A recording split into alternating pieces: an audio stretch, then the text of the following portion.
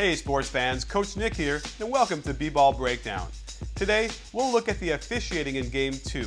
There's been a lot of controversy, especially from the Laker camp, over the kind of officiating that was going on. So I want to look at some of the most egregious mistakes, in my opinion, and see who truly benefited. Now don't forget, the number of calls were even, and the Lakers got many more free throws. So it seems hard to believe the Laker fans could have anything to argue with. Let me show you what I mean. Derek Fisher complains all the time about his calls, yet if you look here, he's got his hands all over Ray Allen. Moving screens could be called probably every possession, and here it's a pretty weak call on Bynum.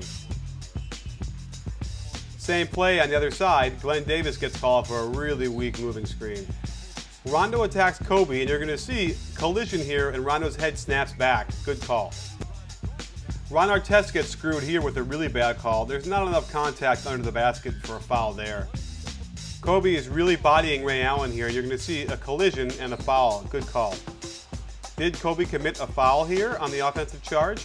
It seems that Ray Allen is acting. On closer look, you'll see there is contact and even head-to-head knocking him back. But I think there's still more of an act than a foul. The refs do a makeup call here on the next play, which I think is even worse than blowing the first call. Each play should be judged independently of the other, and this is a flop. While Gasol likes to flop too, this looks pretty clear it shouldn't be a blocking foul.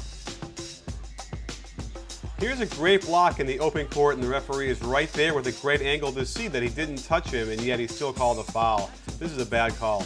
And Artest is angry because he got his shot blocked. Again, Fisher is going to question this call when you can see it's a wrestling match and he's completely fouling Allen. How can you complain about that? Artest is physical, but this is definitely not a foul.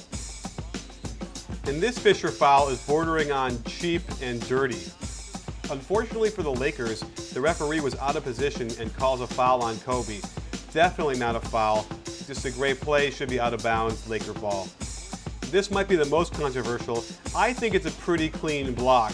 On the different angles you'll see there's a little body contact down low, but again, these are men. This is the playoffs. You gotta let them play. If you can't finish that dunk, then you don't deserve to get it. At first glance, it looks like Paul Pierce got there and was in position. On the replay, it seems pretty clear he was still moving in and caused the collision in the foul. Laker fans will love my ruling on this one. I don't like it when guys can slide underneath a player after he's already gotten in the air, and that's what happened here, so that should not be an offensive charge. You can see Kobe's in the air and he's still sliding underneath him. This is a good call, but I wanted to point out that there was only 3 seconds in the shot clock, and Ron Artest never should have been in position to foul him there. This time, this is a good moving screen call because Bynum was clearly moving. Fourth quarter, the finals, and this is what you call on a drive? No way is that a foul. The Lakers must assume that Ron Artest fouls a lot because here, on a spin move, there's not any contact, and yet they call a blocking foul. That was pretty weak. So there you have it, folks. Laker fans, I feel your pain. You definitely are getting a raw end of the stick here.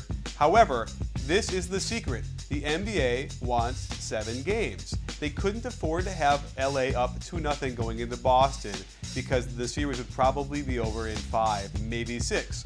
So, the preliminaries are now over. They got their 1-1 split. Eventually, and I hope sooner than later, the referees are going to let the players start playing, and we're going to get some amazing, epic back-and-forth games. So look at it that way, the bright side. At any rate, I promise we have a really special breakdown after this later on in the day, so make sure you stay tuned. Thanks for joining us, and we'll see you next time at B-Ball Breakdown.